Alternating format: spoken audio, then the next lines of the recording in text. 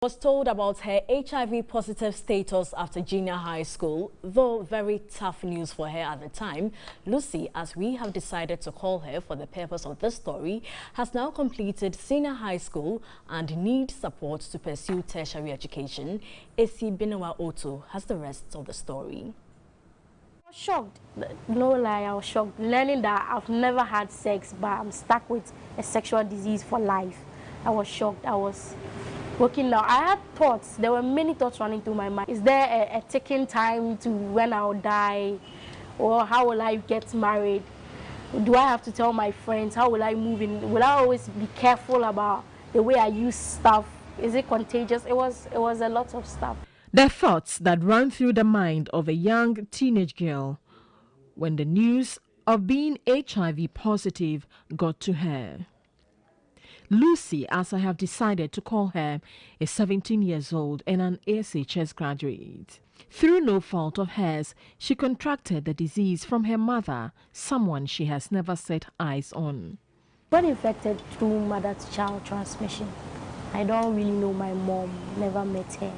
I've been staying with relatives for a while, but then later I was moved to a home because it was becoming quite expensive and a little stigmatizing since I'm the only one in the family with this condition. She realized she was constantly taking medication even though she didn't feel sick. I don't know what is happening to me. I don't know. I'm not sick.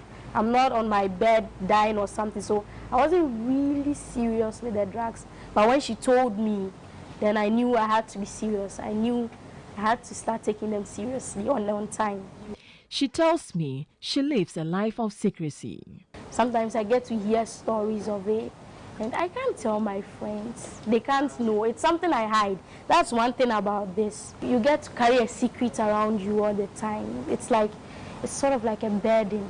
Though she would have loved to get married, her fears remain a setback. What if I find the one that I really want to be with for the rest of my life? I tell them this, and then they run away and they go and spread it, or they abandon me or something like that. Then it will be really hard telling someone that you want to be with this. It's really difficult.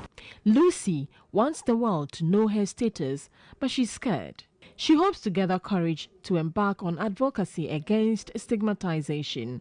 Her message to adolescents in her situation is simple: stick to your medication. She regrets being stigmatized by some nurses at the hospital. The nurses, when they are talking to you or when they are like trying to weigh you or put a thermometer under your, the way they act, you can see it's as if it's a disgusting, you don't want to get, yeah, that's how she's acting.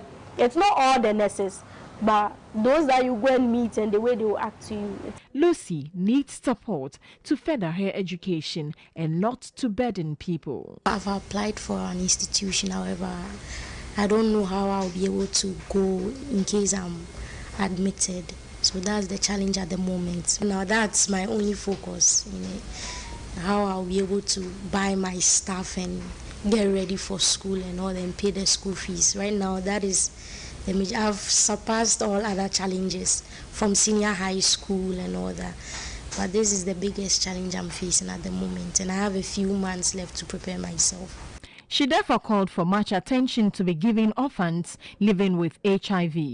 Really like for NGOs or other governmental bodies to really aid and develop the place for us, as well as find other means of provision, because food is really essential. We have the youngest are 2-3 year olds, and they have to eat in order to take their medication, because at the moment the numbers are increasing and the space is becoming a little bit scarce for. Adolescents form about 28% of the Ghanaian population infected by HIV. In 2017, 1,950 female adolescents were infected. Currently, about 19,000 adolescents in the country are HIV positive, acquired through various means. Adolescents form about 28% of the total Ghanaian population. And we realize that some of them get HIV either through mother-to-child transmission, or some of them undergo unprotected sex, or even having sex with their peers. Then there's gender-based violence. Some of them are also raped. She explains why female adolescents are at a higher risk. There are females having sex with older men where they can't even negotiate. You know, they are not empowered to speak for themselves, to control, to take decisions about their sexual and reproductive health. Biologically, when you have sex, the semen can stay in the woman for up to 3 days. So once you had sex with an infected person, there's a lot of time for the HIV in the semen to seep into the body of the female. Though there are ongoing intervention programs, more efforts are required to fight the spread of HIV. The issue is everywhere, so we should all be concerned, and let's all work at it. It is possible to bring AIDS to the level where it is no longer of public health significance. We'll stop even talking about it, if only we avoid stigma. When much attention and support is given to adolescents, reducing the spread of HIV and AIDS will become a reality. AC Benewa O2 TV3 News, Accra.